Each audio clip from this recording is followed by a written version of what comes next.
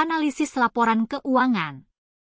Analisis laporan keuangan merupakan proses evaluasi dan penilaian terhadap laporan keuangan suatu perusahaan untuk memahami kinerja keuangan dan kondisi keuangan perusahaan tersebut. Tujuan dari analisis laporan keuangan adalah untuk mendapatkan wawasan yang mendalam mengenai kondisi keuangan perusahaan, kinerja operasional, serta prospek ke depan. Beberapa hal yang dapat dianalisis dalam laporan keuangan antara lain. 1. Laporan laba rugi, income statement untuk menganalisis kinerja operasional perusahaan, meliputi pendapatan, biaya, laba, dan rugi. 2. Laporan neraca, balance sheet untuk mengevaluasi struktur keuangan perusahaan, termasuk aset, kewajiban, dan ekuitas. 3. Laporan arus kas, cash flow statement untuk memahami arus kas masuk dan keluar perusahaan serta aktivitas operasional, investasi, dan pendanaan. Dan ada juga beberapa metode yang umum digunakan dalam analisis laporan keuangan antara lain. 1.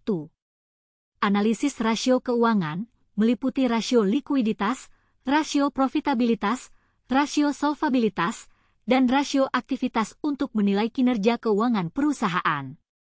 2.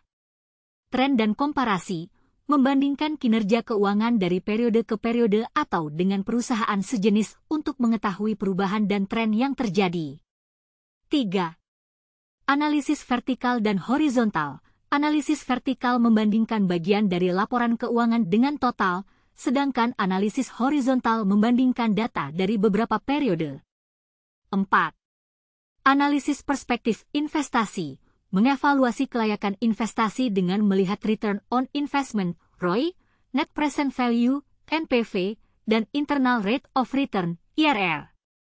Analisis laporan keuangan yang mendalam akan memberikan wawasan yang berguna bagi para pemangku kepentingan perusahaan, termasuk investor, kreditor, dan manajemen perusahaan itu sendiri.